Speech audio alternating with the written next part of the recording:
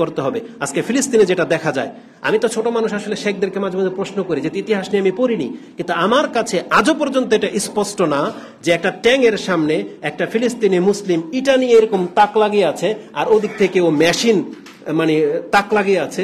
এটা কিসের সাথে কি? এটা মুসলিমদের শক্তি, এটাকে তাকওয়া বলে, এটাকে আল্লাহ ভীরু বলে, বা এটাকে মুসলিমের ক্ষমতা বলে? আল্লাহ কি বলেছেন এই ক্ষেত্রে যে ট্যাঙ্কের সামনে একজন মুসলিম ইটা দিয়ে দাঁড়িয়ে গেলে জিতাই দেবো? আল্লাহ বলছে? বলেন। কিন্তু আমার বুঝে আসে না কেন?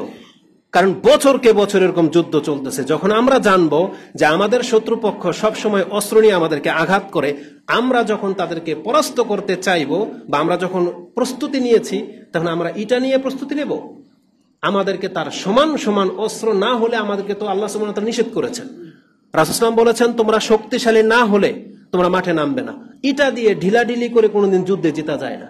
বরং রাসূলুল্লাহ সাল্লাল্লাহু আলাইহি ওয়াসাল্লাম বলেছে এটা নীতির খেলাফ, কারণ এতে তার কোনো ক্ষতি হবে না, হয়তো এটা চোখ নষ্ট হবে অথবা মাথা ফাটবে, কিন্তু তুমি পরাজিত করতে পারবে না। কি লাভ হলো যদি আপনি একটা ঢিল ছোড়েন, উপরন্ত আপনাকে যদি একটা বোমা মারা হয়, তাহলে আপনার এই ঢিল তার কাফেরের কি ক্ষতি করলো?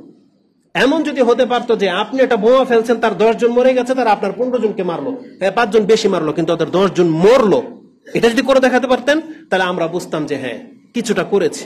কিন্তু একটা ঢিল মারার কারণে যদি শত শত মানুষকে হত্যা করে দেওয়া হয়, তাহলে এটা মুসলিমদের কেমন খামখেয়ালি কাজ করবে? এটা হচ্ছে আমার বুঝে আসে না। তো এই জন্য বললাম, এই জন্য ওই এক্সাম্পলটা আমি আপনাকে দিলাম যেখানে রাসূলুল্লাহ সাল্লাল্লাহু আলাইহি ওয়াসাল্লামের ওট এবং ইহুদির ওট যখন প্রতিযোগিতায় নেমেছে, ইহুদির ওট জিতে গেছে, রাসূল ইসলামের ওট হেরে গেল। তখন সাহাবা একরামদের মন খারাপ হয়েছে এই জন্য যে রাসূলের ওট হেরে গেল। কিন্তু রাসূল ইসলাম বিষয়টাকে এই সেন্সে দেখেননি। রাসূল ইসলাম বলছে এটা নবুয়তের বিষয় না যে নবীর উট হওয়ার কারণে জিতে যাবেন না। দুনিয়াবি ব্যাপারে জিতবে তারাই যাদের শক্তি বেশি, যাদের ক্ষমতা বেশি, যাদের টেকনোলজির জ্ঞান বেশি। বিষয়টা হলো ধরেন রাষ্ট্র কায়েম, ধরেন বাংলার জমিনে রাষ্ট্র কায়েমের ব্যাপার যেটা আসবে, বা যেই কোনো একটা রাষ্ট্র কায়েমের ব্যাপার আসবে, আপনি ভাববেন না যে আমি মুসলিম হিসেবে ইলেকশনে দাঁড়িয়েছি সেজন্য আমাকে জিততেই হবে। আল্লাহ বলছে এটা নীতির খেলাফ। কারণ এখানে ভোটাভুটির যখন ব্যাপার আসবে, তখন তোমার সমর্থনের উপরে আসবে জয়। কারণ পৃথিবীতে আজও পর্যন্ত রাসূল ইসলামের যুগ থেকে বরং আরো আগে থেকে যে দেখে নেন, আজ পর্যন্ত পৃথিবীর ইতিহাস এটা সাক্ষী, মানুষ কোনোদিন ভালো মানুষকে ভোট দেয় না, মানুষ কোনোদিন ভালো মানুষকে সাপোর্ট করে না। কারণ সব যুগে খারাপের পাল্লা ভারী ছিল, ভালোদের সংখ্যা কম ছিল। এই জন্য আপনি ভাববেন না যে দাঁড়িয়েওয়ালা একজন লোক আপনি ইলেকশন করবেন আর জিতে যাবেন, এটা কিয়ামত পর্যন্ত হবে না, কিয়ামত পর্যন্ত হবে না। কারণ সব সময় খারাপের সংখ্যা বেশি, সব সময়। তো খারাপকে ভোট দেবে, আপনাকে দেবে না। এই জন্য এইটা ইসলাম কায়েম হওয়ার কোনো থিওরি না, এটা বাতিল থিওরি। এই জন্য আহলে সুন্নাহ ওয়াল জামাত বা কোরআন হাদিসের সালাফগণ এই থিওরিকে অ্যাকসেপ্টই করেননি, যে এটা কোনো থিওরিই না, এইভাবে কোনোদিন রাষ্ট্র কায়েম হয় না। তো আমাদেরকে শক্তি অর্জন করতে বলা হয়েছিল। তো আল্লাহ সুবহানাহু ওয়া তাআলা তিনি যা কিছু করেছেন উদ্দেশ্যমূলক করেছেন। আমি কয়েকটা এক্সাম্পল আমি আপনাকে দিই। কোরআনে আল্লাহ সুবহানাহু ওয়া তাআলা, এটা যে আমার দিক নির্দেশনা, এটা যে আল্লাহ নিজে আমাদেরকে জানিয়েছেন। যেমন আল্লাহ সুবহানাহু ওয়া তাআলা একটা আয়াতে বলতেছেন, আফাহাসিবতুম আন্নামা খালাকনাকুম আবাসা ওয়া আন্নাকুম ইলাইনা লা তুরজাউন। তোমরা কি ভেবেছো মানুষ, তোমাদেরকে কি আমি অযথাই সৃষ্টি করেছি? যেমন তোমরা অযথা কত কিছু করো না, খেলতামশার ছলে একটা পুতুল বানাইলা, পছন্দ হইল না, পুতুলটাকে ফেলে দিলা। আজকে হিন্দু সমাজ যে পূজা করে নিজের হাতে মাবুদ বানায়, কিছুদিন পূজা অর্চনা করলো, নিজে আবার এটাকে লাথি দিয়ে ডুবিয়ে দিল। আমরা যে ভাষা ব্যবহার করি এটা কি তিরস্কারমূলক নাকি এটাই বাস্তব আমরা নিজের চোখে দেখে বলি? ওরা যে পুতুলের উপরে উঠে দাঁড়ায়া পাড়ায়া ডুবায় না এটাকে, তাহলে এটা তো চোখের দেখা, এটা তো আমাদের অপবাদ না, মিথ্যাও তো না, আর এটা তো করে। তো কথা হচ্ছে যে এরকম খেলতামশার জন্য কিন্তু আল্লাহ সুবহানাহু ওয়া তাআলা আমাদেরকে বানায় নাই। এটা হচ্ছে বাচ্চাদের পুতুল খেলার মতো। সে নদীর পাড়ে বালুর কিনারা একটা সুন্দর করে ঘর বানায়, এরিয়া করে, বিকালবেলা যখন বাপমা বলে চলো যথেষ্ট হয়ে গেছে, তখন সেই বাচ্চাই আসার সময় লাথি দিয়ে সেই ঘরটাকে ভেঙে দিয়ে চলে আসে। তো ওদের ধর্মর ইবাদতগুলো হচ্ছে ওই টাইপের। কিন্তু আল্লাহ সুবহানাহু ওয়া তাআলা বলেছেন আমি কোনো কিছুকে এইভাবে সৃষ্টি করিনি। আল্লাহ আফাহাসিবতুম আন্নামা খালাকনাকুম আবাসা, আমি তোমাদেরকে কি খড়কুটার মতো সৃষ্টি করেছি অযথাই, ওয়া আন্নাকুম ইলাইনা লা তুরজাউন, তোমাদেরকে কি আমার কাছে ফিরে আসতে হবে না। এই আয়াতটা আপনি পেয়ে যাবেন সূরা মুমিনুন 23 নম্বর সূরার 115 নম্বর আয়াতে, মানে একেবারে শেষের দিকে রয়েছে। কোরআনে আল্লাহ সুবহানাহু ওয়া তাআলা আরেকটি আয়াতে সূরা কিয়ামার মধ্যে 75 নম্বর সূরা 36 নম্বর আয়াতে পেয়ে যাবেন। তাতে আল্লাহ সুবহানাহু ওয়া তাআলা বলেছেন, আয়াহসাবুল ইনসানু আইয়ুতরাকা সুদা, মানুষ কি ভেবেছে আমি কি তাকে ওই খড়কুটা যেভাবে ফেলে দেয় এভাবে ফেলে দেব? তার মানে এখানে দুইটা শব্দ। প্রথমে বলা হয়েছে মানুষকে আমি অযথা কোনো তুচ্ছ তাচ্ছিল্য বস্তু হিসেবে সৃষ্টি করিনি, আর এ আয়াতে বলেছে মানুষ এটাও যেন না ভাবে যে একটা সময় যেভাবে সে খড়কুটাকে ফেলে দেয় বাহিরে, ওটা ঘরে উঠায় না, মানুষ যেন এটা না ভাবে যে আমিও তাকে এইভাবে ফেলে দিব কোনোদিন, বরং না, আল্লাহ সুবহানাহু ওয়া তাআলা তার পরের অংশে আমাদেরকে জানিয়ে দিয়েছেন যে আমাদেরকে সৃষ্টি করার উদ্দেশ্য কি, এই পৃথিবীর পরে কি হবে। আল্লাহ বলেছেন ওয়া আন্নাকুম ইলাইনা লা তুরজাউন, তুমি কি ভেবে নিয়েছো তোমাকে কি আর আমার কাছে ফিরিয়ে আনা হবে না?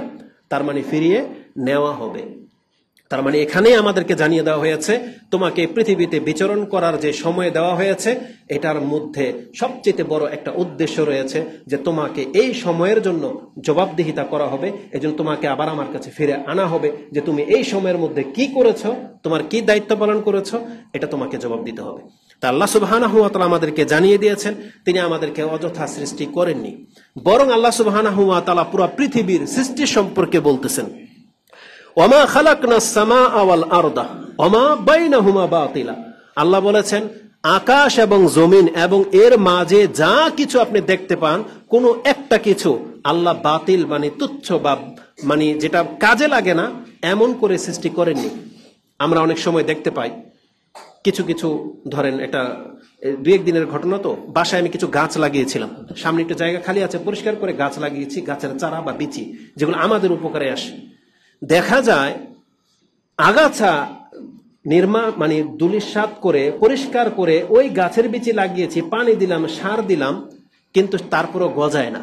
কিন্তু যেগুলো আগাছা দুব্বা ঘাস এগুলো তুলেও কুলাতে পারতেছি না, শেষ হচ্ছে না, হয়ে যায়, ফেলে দিবেন, পানি লাগে না, কিছু লাগে না, হয়ে যাচ্ছে। আপনার আমার কাছে এই যে ঘাস এটা একটা অযথা তুচ্ছ জিনিস, কিন্তু বিরক্তির একটা কারণ, আপনার ফসল নষ্ট করে দেয় আগাছা। তাহলে আল্লাহ কেন সৃষ্টি করলেন? তাহলে বোঝা যাচ্ছে যে এই আগাছাটা আজকে আমার জন্য অপ্রয়োজনীয়, তুচ্ছ, এই জন্য আমি আল্লাহর হিকমা বুঝি না। কিন্তু আপনি বুঝবেন যেদিন আপনার প্রয়োজন পড়বে। সেই আমি একদিন কোন এক সময় আরো 4 বছর আগে একটা পুকুর খনন করেছিলাম, তো পুকুরের সেই পারকে বৃষ্টির পানিতে ভেঙে যেন না যায় সেই জন্য এই ঘাসই আমাকে অন্য জমিন থেকে খুঁজে এনে লাগাতে হয়েছিল, যেন এই মানে পার ভেঙে না পড়ে যায়। পার্থক্যটা কি? তাহলে এই পুকুরের পারকে টিকাতে গিয়ে আমি যে আগাছাগুলো লাগিয়েছি, এখন আগাছাও যদি আমাদের ফসলের মতো পানি দিয়ে মানে তাজা করতে হতো, তাহলে আমাকে 1 একর জায়গার মধ্যে এই ঘাসের মধ্যে কত টাকার পানি লাগতো কি মনে করেন? তার মানে খাজনার চেয়ে বাজনা বেশি হয়ে যায় না? তার মানে আল্লাহ সুবহানাহু ওয়া তাআলা যেই ঘাস ফেলে দিলে হয়ে যায়, এটা মূলত আপনার বাড়ির জন্য সৃষ্টি করে নাই, এটা আপনার জমির জন্য সৃষ্টি করেছিলেন, যেখানে আপনাকে পানি দেওয়া লাগবে না, বান্দা তুমি রেখে দাও, তোমার পার হেফাজত হয়ে যাবে দুব্বা দিয়ে। তাহলে আল্লাহ সুবহানাহু ওয়া তাআলা কোনো কিছু তার উদ্দেশ্যহীন সৃষ্টি করেন নাই, যেটা আপনার জন্য হয়তো কোনো কাজে লাগে না, কিন্তু সেটা কারো না কারোর জন্য আল্লাহ অবশ্যই সৃষ্টি করেছেন এবং এটা ব্যাপক পরিহারে কাজে লাগবে। আরবিতে একটা প্রবাদ বাক্য আছে, যদি আমি অতটা বুঝি না, তবে এরকম কুল্লু সাকিতাতিন লাকিতা। আরব দেশের একটা প্রবাদ বাক্য এরকম, প্রত্যেক পরিত্যক্ত বস্তুকেও উঠানোর মতো কেউ না কেউ আছে। মানে কোনো কিছু দুনিয়াতে পরিত্যক্ত না, এটা আপনি ফেলে দিয়েছেন, আপনার প্রয়োজন নাই, কিন্তু এটা যে এখানে পড়ে থাকবে তা কিন্তু না, যার প্রয়োজন সেটাকে উঠিয়ে নেবে। তার মানে কথাটা এত চমৎকার, পৃথিবীতে এমন কিছুই নাই যেটা পরিত্যক্ত, মানে আল্লাহ বলেছেন বা তার দৃষ্টিভঙ্গি এরকম, সেটাকে তুলে নেওয়ার মতন কেউ না কেউ আছে। যদি বিয়ে শাদীর ক্ষেত্রে ধরেন, যোগ্য অযোগ্য ধরেন, হয় সেটা আমার জন্য যোগ্য না, কিন্তু কারো না কারো যোগ্য, এইভাবে আপনি ভাবতে হবে। মানে কেউ তুচ্ছ না, এটা কারো না কারো প্রয়োজন, কারো না কারো। যেমন কিছু একটা সেট, মোবাইল সেট, যাদের দামি সেট পেয়ে যান পুরানটাকে ফেলে দেন, প্রয়োজন হয় না, বা বাজারে বিক্রি করে দেন। কিন্তু আমার মতো কেউ না কেউ আছে যে এটাই ওর কাছে অনেক দামি, তাই না? আমার কাছে 5,000 টাকা আছে, আপনার কাছে এখন 1 লাখ টাকা দামের সেট আপনি কিনেছেন, তো এটা পছন্দ হয় না, 5,000 টাকা বিক্রি করে দিলেন, আর আমার কাছে ওইটাই সর্বোচ্চ টাকা, তখন আমার কাছে কি হবে? একটা অ্যান্ড্রয়েড সেট হতে হলে ওই 5,000 টাকা আমি এটা কিনে নিলাম। আপনার কাছে সেটা পরিত্যক্ত, কিন্তু আমার কাছে এটাকে পুছে রাখার মতন বস্তু, পরিষ্কার করে রাখার মতো বস্তু হয়ে গেছে। এই জন্য আল্লাহ সুবহানাহু ওয়া তাআলা পৃথিবীতে কোনো কিছুকে মানে অযথা সৃষ্টি করেননি। তা আল্লাহ বলেছেন ওমা খালাকনাস সামাআ ওয়াল আরদা ওয়ামা বাইনাহুমা বাতিলা যালিকা যান্নুল লাযিনা কাফারু ফাওয়াইলুল লিল্লাযিনা কাফারু মিনান নার। আল্লাহ বলেছেন যদি কেউ এটা ধারণা করে যে আল্লাহ হয়তো এটা অযথাই কেন সৃষ্টি করলেন, আল্লাহ বলতেছেন এটা মুসলিমদের আকীদা না, বরং এটা কাফেরদের আকীদা। কাফের এটা ভাবতে পারে যে আল্লাহ অযথাই কোনো কিছু সৃষ্টি করেছেন, এটা কোনো মুসলিম ভাবতে পারে না। আল্লাহ বলেছেন কাফেরদের জন্য আমি জাহান্নামের আগুন প্রস্তুত করে রেখেছি। এটা আল্লাহ সুবহানাহু ওয়া তাআলা পেয়ে যাবেন আপনি সূরা সাদ 38 নম্বর সূরার 27 নম্বর আয়াতে। তার মানে আল্লাহ সুবহানাহু ওয়া তাআলা বোঝাতে চাচ্ছেন যে আল্লাহ সবকিছু উদ্দেশ্য নিয়ে সৃষ্টি করেছেন। তারপর আল্লাহ সুবহানাহু ওয়া তাআলা কোরআনের আরেকটা আয়াতে মুমিনদের সম্পর্কে বলতেছেন আল্লাহ যে কোনো কিছুকে অযথা সৃষ্টি করেনি, এর পেছনে যে কোনো না কোনো উদ্দেশ্য আছে। তার মানে এই পৃথিবীতে যা কিছু ঘটে এর পেছনে আল্লাহ সুবহানাহু ওয়া তাআলার উদ্দেশ্য রয়েছে। এমন হয় না কোনো কিছুর ক্ষেত্রে যে আল্লাহ সুবহানাহু ওয়া তাআলা চোখ বন্ধ করে আছেন, নিদ্রায় আছেন বা বেখেয়ালিতে আছেন, আর যার ফলে মুসলিমরা মার খেয়ে গেল, এটা নয়। বরং যা কিছু হচ্ছে আল্লাহর চোখের সামনে ঘটতেছে, আল্লাহর উপস্থিতিতে ঘটতেছে। আল্লাহ সবকিছুকে দেখতেছেন, সবকিছু শুনতেছেন। তারপরে আমাদের রব হওয়ার সত্ত্বেও আমরা মার খাচ্ছি। তার মানে আমাদেরকে বুঝতে হবে তাহলে এর মধ্যে কারণ অবশ্যই কিছু একটা আছে। আমরা যদি ইবাদত করে থাকি, তারপরও যদি আল্লাহ আমাদেরকে শাস্তি দেয়, বুঝতে হবে যে আমাদের মধ্যে কোনো না কোনো একটা অপরাধ অবশ্যই আছে, যেই অপরাধের কারণে আমাদেরকে এখন শাস্তি পেতে হচ্ছে। আমাদেরকে সেই অপরাধটাকে খুঁজে বের করতে হবে এবং তা থেকে তওবা করে ফিরে আসতে হবে। আমাদের কোনো না কোনো একটা ঘাটতি অবশ্যই আছে। আপনার নৌকায় পানি উঠতেছে, তার মানে ছিদ্র একটা অবশ্যই আছে, আপনাকে খুঁজতে হবে এবং সেটা বন্ধ করতে হবে যাতে করে আর পানি ঢুকতে না পারে। এটা আমরা জেনে শুনে জানতেছি যেটা ছিদ্র হয়ে গেছে, এটা তো বন্ধ করিই না, বরং আরেক জায়গায় ছিদ্র হয়ে যাবে ওটাকে পর্যন্ত আমরা ওইভাবে রেখে দিয়েছি, মেরামত করতেছি না। কালকে এটাও যখন ছিদ্র হয়ে যাবে তখন আমরা হয়তো আল্লাহকে দোষবো, ডাকবো আল্লাহকে। যখন নৌকা ডুবে যায় তখন ডাকে না, পাপিও তখন ডাকে, লা ইলাহা ইল্লাল্লাহ ডাকতে থাকে। যখন ঝড় তুফান শুরু হয়ে যায় তখন কি হবে কাজ? আমি তখন দেখেছি কোন নৌকার মধ্যে এরকম বিমান ব্লাস্ট হয়ে যাবে বা নৌকা ডুবে যাচ্ছে, হিন্দুও তখন লা ইলাহা ইল্লাল্লাহ বলতেছে মুসলমানদের সাথে। ইন্দোনেশিয়া তো ঘটলো এরকম, কোন একটা বিমানের মধ্যে লা ইলাহা ইল্লাল্লাহ তখন শোনা গেল, তো হিন্দু তখন লা ইলাহা ইল্লাল্লাহ বলবে, কিন্তু কি কাজে আসবে তখন? কোনো কাজে আসবে না। তো আল্লাহ সুবহানাহু ওয়া তাআলা বলতেছেন মুমিনদের আকীদা হলো, মুমিনরা ভালো করেই জানে যে এগুলো সব আল্লাহর ইচ্ছা বা আল্লাহর একটা উদ্দেশ্য আছে। কিন্তু কোন মুমিন? সব মুমিন সেটাকে এখন ফিল করে না, অনুভব করে না। আল্লাহ বলেছেন এটা কেবল ওই মুমিন বিশ্বাস করে, ওই মুমিন এটা স্মরণ রাখে যারা প্রতিনিয়ত আল্লাহকে স্মরণ রাখে। সূরা আলী ইমরান 3 নম্বর সূরার 191 নম্বর আয়াতে আল্লাহ সুবহানাহু ওয়া তাআলা বলেছেন কোন সেই মুমিন? আল্লাযিনা যারা ইয়াযকুরুনাল্লাহা কিয়ামান ওয়া কুউদান ওয়া আলা জুনুবিহিম ওয়া ইয়াতাফাক্কারুনা ফি খালকিস সামাওয়াতি ওয়াল আরদ রাব্বানা মা খালাকতা হাযা বাতিলান সুবহানাকা ফাকিনা আযাবান নার। যে মুমিনরা উঠতে বসতে শুইলেও আল্লাহ সুবহানাহু ওয়া তাআলার ভয় পায়, আল্লাহকে নিয়ে চিন্তা করে, এই মুমিনরা আকাশ জমিন দিকে তাকালে বুঝতে পারে যে আল্লাহ কোনো কিছুকে অযথা সৃষ্টি করেননি, এর পেছনে কোনো কোনো অবশ্যই উদ্দেশ্য আছে। সুবহানাকা, আর আল্লাহ তুমি পবিত্র, তুমি ত্রুটি মুক্ত।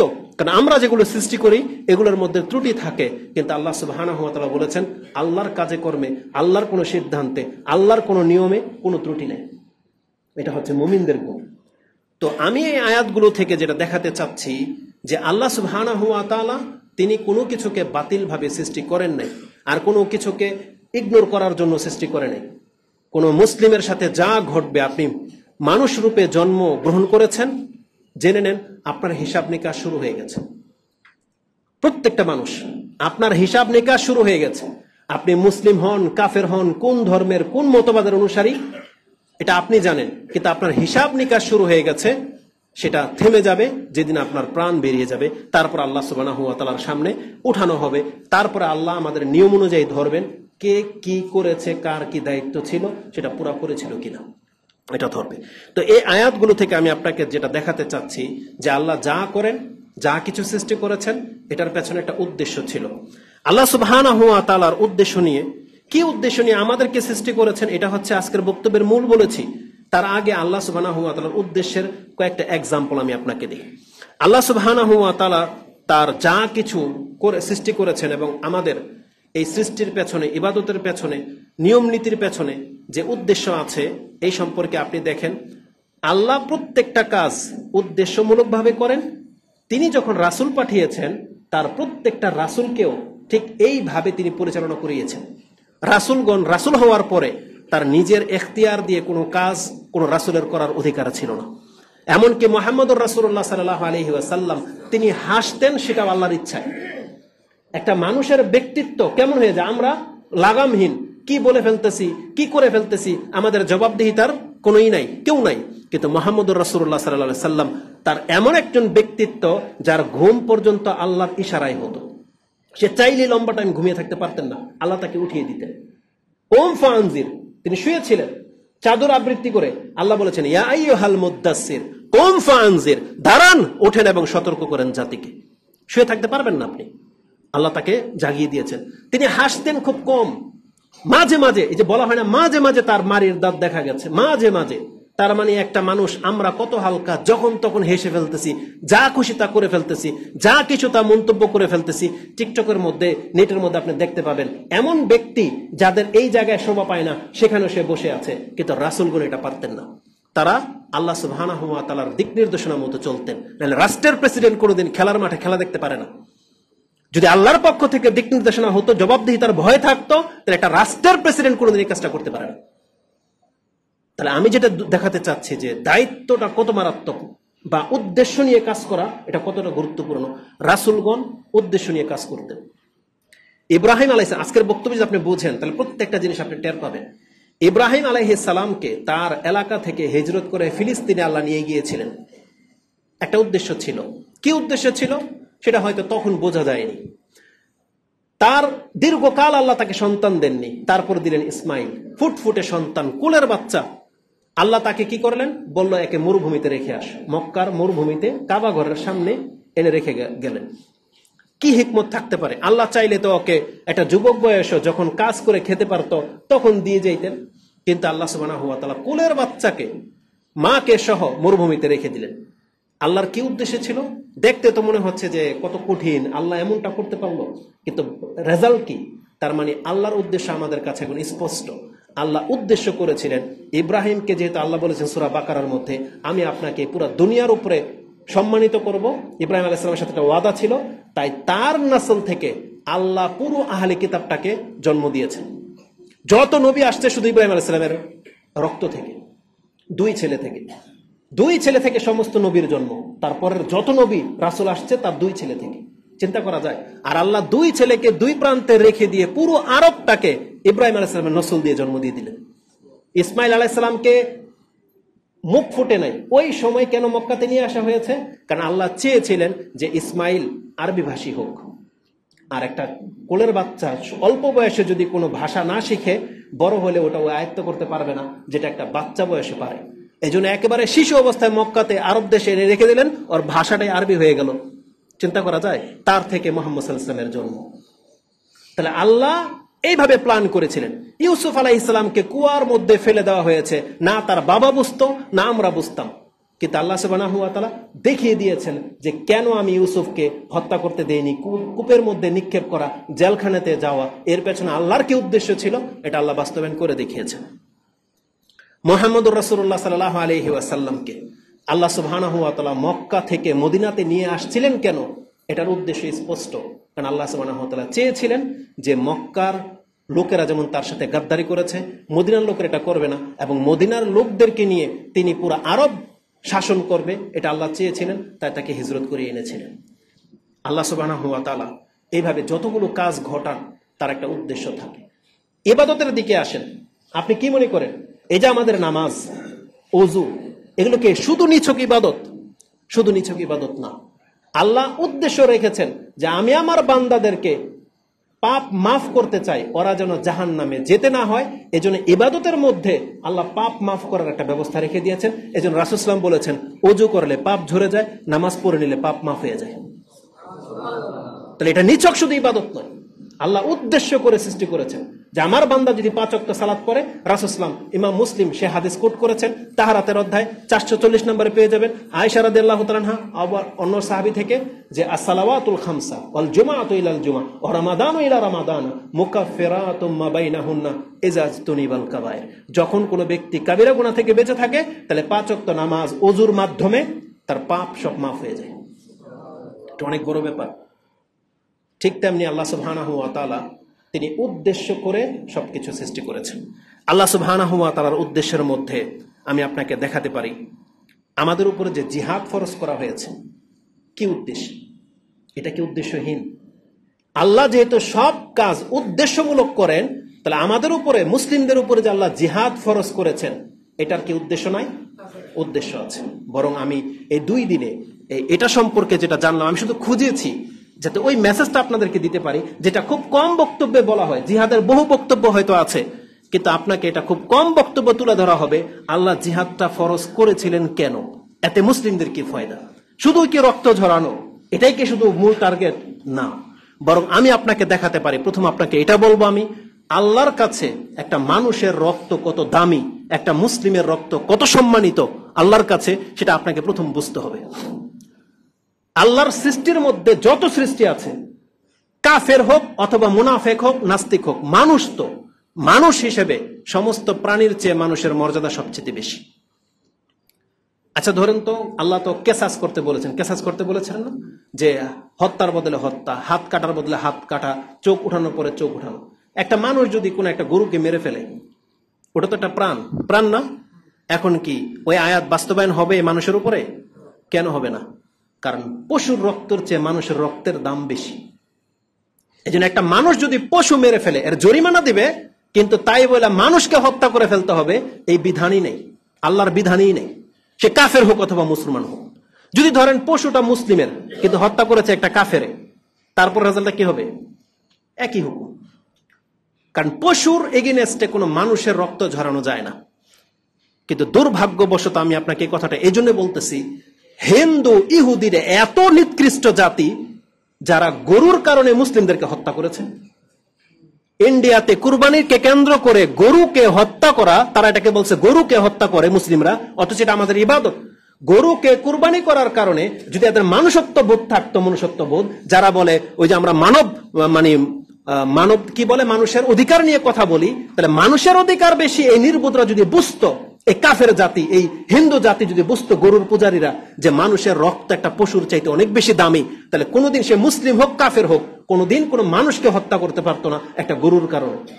কিন্তু তারা এটা পর্যন্ত করে, কারণ তাদের তো বিদ্যা বুদ্ধি নেই। আল্লাহ এদেরকে বেআক্কেল বলেছেন, বেআক্কেল মানে আকলই নেই, নির্বোধ। আল্লাহ বলেছেন ওহুম লা ইয়াকিলুন ওহুম লা ইয়ালামুন। আল্লাহ কত ভাষায় বলেছেন যে একটা মানুষকে পর্যন্ত মেরে দেয় ধর্মীয় কারণে, যে ওরা গরু কুরবানি করে আমাদের মা, এজন্য ওদেরকে আমরা মেরে দেব। কিন্তু আল্লাহ সুবহানাহু ওয়া তাআলার নীতিটা নাই।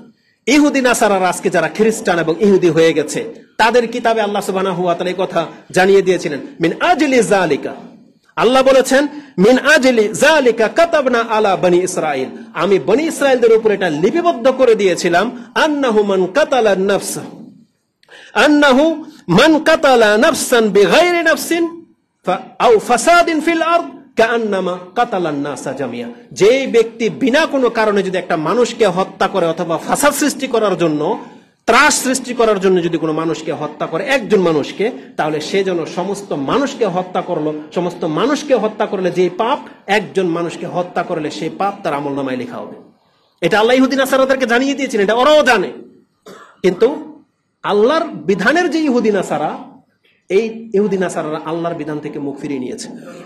এখন যেটা করতেছে এটা স্বেচ্ছাচারিতা, এটা ওদের ধর্মে নাই, যে কোনো একটা অপরাধের কারণে নির্বিচারে মানুষকে মেরে ফেলা হবে, এটা ইহুদি নাসারাদের ধর্মের মধ্যে আল্লাহ দেয়নি।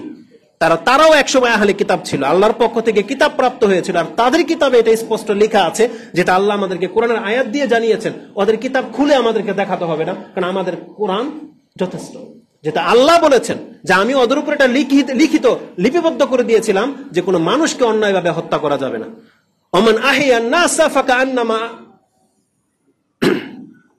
ওমান আহিয়াহা ফাকান্নামা আহিয়ান নাসা জামিয়া। আর যদি কোনো ব্যক্তি কোনো মানুষকে বাঁচিয়ে দিতে পারলো, তাহলে সমস্ত মানুষকে বাঁচালে যে নেকি হয়, আল্লাহ বলছেন আমি তাকে সেই মর্যাদা দিয়ে দিব।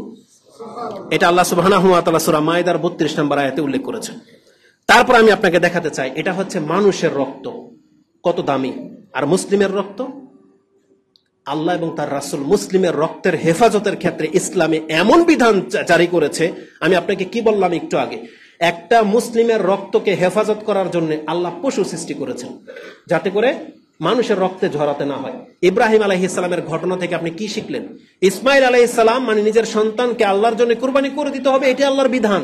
কিন্তু আল্লাহ আমাদের সন্তানগুলোকে বাঁচানোর জন্য তিনি পশু সৃষ্টি করেছেন, এবং আল্লাহ বলেছেন এর বিকল্প স্বরূপ এই পশু, তোমরা পশু কুরবানি করে দাও, তাতে তোমার সন্তানের কুরবানি করার নেকি তুমি পেয়ে যাবে।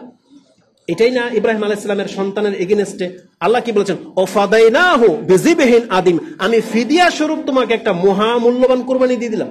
ফিদিয়া, ফিদিয়া কখন হয়? মানে কাফফারা স্বরূপ হয়, যে তুমি এখন জরিমানা পাইবে, এটা এখন কাফফারা হলো এটা। তার মানে কাফফারা দিলে জরিমানা মাফ হয়ে যায়। আল্লাহ বলেছেন তোমার এই বাচ্চার প্রাণ বেঁচে যাবে এই পশুর কুরবানির মাধ্যমে। তার মানে আল্লাহ আমাদের রক্তকে হেফাজত করার জন্য তিনি এই পশু সৃষ্টি করেছেন। এবং মুসলিমদের রক্ত কত মূল্যবান আল্লাহর কাছে। একটা হাদিসে তো এটা রয়েছে, আমি হাদিসের নাম্বারটা আপনাকে হয়তো এখন বলতে পারবো না, যে রাসূলুল্লাহ বলেছেন পুরো পৃথিবীর মানুষ এবং জিন যদি এক হয়ে কোন একজন মুসলিমকে হত্যা করে, এই একজন মুসলিমের হত্যার মধ্যে জড়িত ছিল কারা? সমস্ত মানব জাতি এবং সমস্ত জিন। আল্লাহর বিধান হলো এই একজন মুসলিমের রক্তের কারণে আল্লাহ সমস্ত মানুষ সমস্ত জিনকে আল্লাহ জাহান্নামে ফেলে দিবে। একটা মুসলিমের রক্তের এত মান। কোরআনে আল্লাহ সুবহানাহু ওয়া তাআলা যেটা বলেছেন, যেটা সূরা নিসার 93 নম্বর আয়াতে আপনি পেয়ে যাবেন, আল্লাহ বলেছেন ওমা ইয়াকতুল মুমিনান মুতাআম্মিদান, যেই ব্যক্তি ইচ্ছাকৃতভাবে কোন একজন মুসলিমকে যদি হত্যা করে ফাজাযাউহু জাহান্নাম, আল্লাহ প্রথমে ডিক্লেয়ার করে দিয়েছে তার জায়গা হলো জাহান্নাম, সেই ব্যক্তি জাহান্নামে যাবে। ফাজাযাউহু জাহান্নাম খালিদান ফিহা, সেখানে সে অনন্তকাল সেখানে সে থাকবে জাহান্নামে। ওয়াগাদিবা আল্লাহু আলাই, আল্লাহর গজব তার উপরে, ওয়া লানাহু, আল্লাহর রহমত থেকে সে বঞ্চিত, কারণ আল্লাহর লানত পড়ে যাবে তার উপরে। এবং আল্লাহ সুবহানাহু ওয়া তাআলা বলেছেন ওয়া আদ্দালাহুম আযাবান আযীমা, এবং আমি তার জন্য খুব যন্ত্রণাদায়ক শাস্তি প্রস্তুত করে রেখেছি। তাহলে একজন মুসলিমকে যে ব্যক্তি হত্যা করবে, তাহলে তার এত বড় পাপ আল্লাহ সুবহানাহু ওয়া তাআলা তার বিধানের মধ্যে রেখেছেন। মুহাম্মদুর রাসূলুল্লাহ সাল্লাল্লাহু আলাইহি ওয়াসাল্লাম তিনি বিদায় হজের ভাষণে এই কথা বলেছিলেন যে তোমরা কি মনে করো আমি আজকে তোমাদেরকে রেখে গেলাম, আমার পরে কি তোমরা কাফের হয়ে যাবে? আমার পরে কি তোমরা মুখ ফিরিয়ে নিবে? কিভাবে? একে অপরকে হত্যা করার মাধ্যমে। এটা রাসূল সাল্লাল্লাহু আলাইহি ওয়াসাল্লাম সাহাবীদেরকে বলেছিলেন যে তোমরা কি আমার পরে মুখ ফিরিয়ে নিবে? তোমরা কি তোমাদের মুসলিম ভাইদেরকে একে অপরে হত্যা করবে? ওয়াদা নিয়েছিলেন, যে তারা বলছেন না আমরা এটা করব না। রাসূল সাল্লাল্লাহু আলাইহি ওয়াসাল্লাম বলেছিলেন আইয়ু ইয়াউমিন হাযা আইয়ু বালাদিন হাযা আইয়ু শাহরিন হাযা, এটা কোন মাস, কোন দিন, কোন জায়গা? এটা রাসূল সাল্লামকে বলা হয়েছিল, আল্লাহ এবং তার রাসূল ভালো জানে। রাসূল বলেছেন আলাইসা জিল হিজ্জা আলাইসা বালদা আলাইসা ইয়াউমুন নাহার, তখন বলছেন নাম, এটা হচ্ছে হজের মাস, এটা হলো মক্কা নগরী, এটা হলো জিলহজ মাসের 10 তারিখ, যেটা সবচেয়ে সম্মানিত দিন। রাসূল বলেছেন এটা যেমন সম্মানিত, এই মক্কার ঘর যেমন সম্মানিত, এই আল্লাহর এরিয়ায় মক্কা নগরী যেমন সম্মানিত, আল্লাহর বাইতুল্লাহ ঘর যেমন সম্মানিত, ইন্না দিমাআকুম ওয়া আমওয়ালুকুম ওয়া আরাদাকুম হারামুন আলাইকুম কা হুরমাতি ইয়াউমিকুম হাযা ওয়া ফি শাহরিকুম হাযা ওয়া ফি বালাদিকুম হাযা। একজন মুসলিমের জীবন, একজন মুসলিমের সম্পত্তি, একজন মুসলিমের ইজ্জত এই মক্কা নগরী বা আল্লাহর ঘর কাবা ঘর যত সম্মানিত, একজন মুসলিমের রক্ত তত সম্মানিত। এটা আমাদেরকে শিক্ষা দেওয়া হয়েছে। কোন ব্যক্তি কোন মুসলিমকে হত্যা করলে এটার মানে পরিণামটা কত খারাপ হবে সেটা আমি দেখাতে চাচ্ছি। তা আমি যেটা আমার মূল দিক নির্দেশনা সেটা হলো, তা আল্লাহর কাছে মানুষের রক্ত হচ্ছে এত দামি। আল্লাহ মানুষের রক্তকে হেফাজত করার জন্য কি বললাম, পশু সৃষ্টি করেছেন, যে মানুষের বদলে পশুকে হত্যা করা হবে, কিন্তু কোন মানুষকে হত্যা করা হবে না। সেই আল্লাহ সুবহানাহু ওয়া তাআলা যখন আমাদের উপরে জিহাদ ফরজ করেছেন, উদ্দেশ্য ছাড়াই, উদ্দেশ্য ছিল কি উদ্দেশ্য? আমি দুইটা আয়াত শুধু আমি আপনাকে বলবো, যে আজকে মুসলিমরা যে জিহাদ ছেড়ে দিয়েছি কেন, আমরা কি হারালাম, আল্লাহ কি চেয়েছিলেন? আজকে যেগুলো আমাদেরকে দেখতে হচ্ছে, মায়ানমারে মুসলিমদেরকে বিতাড়িত করা হলো মার খেয়ে, এবং অসংখ্য ক্ষয়ক্ষতি করেছে। ফিলিস্তিনে করা হচ্ছে, ইন্ডিয়াতে প্রায় মুসলিমদেরকে আঘাত করা হয়, চায়নাতে আঘাত করা হয়। এটা কেন হয়েছে? এই আমাদের মূল একটা কাজ ছেড়ে দেওয়ার কারণে। এটা হচ্ছে আমাদের মূল। আল্লাহ সুবহানাহু ওয়া তাআলা এটা আমাদেরকে সর্বোচ্চ একটা সীমা দিয়েছিল, যে তোমাদের যখন দেয়ালে পিঠ থেকে যাবে তখন তোমরা এটা ব্যবহার করবে। কিন্তু আল্লাহ প্রথমেই বলে নাই, কিন্তু এটা আমাকে দিয়েছিল আমাদেরকে, যেটা ব্যবহার তোমরা করবা, কিন্তু আমরা এটার ব্যবহার ছেড়ে দিয়েছি। এটা অগেজ হয়ে গেছে, ঝংকার পড়ে গেছে, এখন আর কাজে লাগে না। আল্লাহ সুবহানাহু ওয়া তাআলা কেন আমাদের উপর জিহাদ ফরজ করেছিলেন, আমি দুইটা আয়াত আপনার কাছে বলবো। একটা আয়াত হচ্ছে সূরা আলে ইমরান, যেটা আপনি 139 থেকে 141 পেয়ে যাবেন। প্রথমে আল্লাহ আমাদেরকে এটা জানিয়েছেন, ওয়ালা তাহিনু ওয়ালা তাহজানু ওয়া আনতুমুল আলাউনা ইন কুনতুম মুমিনিন, তোমরা দুঃখিত হয়েও না, তোমরা দুর্বল হয়ে পড়ো না, তোমরাই মর্যাদাবান থাকবে, এই পৃথিবীতে সবার উপরে থাকবে, তবে শর্ত হলো যদি তোমরা মুমিন হও। আল্লাহ বলেছেন আমাদেরকে, যদি তোমরা মুমিন হও তোমরাই উপরে থাকবে, তোমাদেরকে আজকে মারবে, কালকে আবার তোমরা তাদেরকে মারতে পারবা, তোমরাই যদি মুমিন হও, এটা শর্ত। তারপর আল্লাহ সুবহানাহু ওয়া তাআলা বলেছেন, ইয়ামসাসকুম কারহুন ফাকাদ মাসাল কাওমাল কারহু মিসলু, তোমাদের যুদ্ধের মাধ্যমে যে ক্ষয়ক্ষতি হয়, তোমরা কি ভেবেছো শুধু তোমাদের গায়ে আঘাত লাগলো, তাদের গায়ে আঘাত লাগে না, বরং তাদেরও সমানভাবে ক্ষতিগ্রস্ত হয়। আজকে যদি ধরেন ইসরায়েলের কথাই ধরেন, ইসরায়েল যত বোম ফুটাচ্ছে, যত অস্ত্র, যত টেকনোলজি ব্যবহার করতেছে, আমাদের যদি তা থাকতো তাহলে যত ক্ষয়ক্ষতি মুসলিমদের হয়েছে তার সমপরিমাণ ক্ষয়ক্ষতি কি ইহুদিদের হতো না? হতো। কিন্তু আমাদের এগুলো কই? আজকে আমরা কেন ওদেরকে ক্ষতি করতে পারলাম না? কারণ আমরা যে টাকা দিয়ে শক্তি অর্জন করতে হতো, আমাদের ডিফেন্স তৈরি করতে হতো, সেই টাকা দিয়ে আমরা খেয়ে পাবজি খেলে মোবাইল কিনে শেষ করে দিচ্ছি। এটা হচ্ছে আমাদের মুসলিমদের চরিত্র। আমরা মুসলিমরা নিজেদের ভোগ বিলাসে বার্গার, কিং বার্গার আর KFC খেয়ে আমরা সেই টাকা ইহুদিদেরকে দিয়ে দিচ্ছি, আর ওরা ওগুলো আমাদের বিপক্ষে অস্ত্র-শস্ত্রের ক্ষেত্রে ব্যবহার করতেছে। রেজাল্ট তেমনই। কিন্তু আল্লাহ বলেছিলেন যে যেটা তোমাদের ক্ষয়ক্ষতি হবে ওই একই ক্ষয়ক্ষতি ওদেরও হয়। কেন আল্লাহ এই কথাটা আমাদেরকে স্মরণ করিয়ে দিলেন?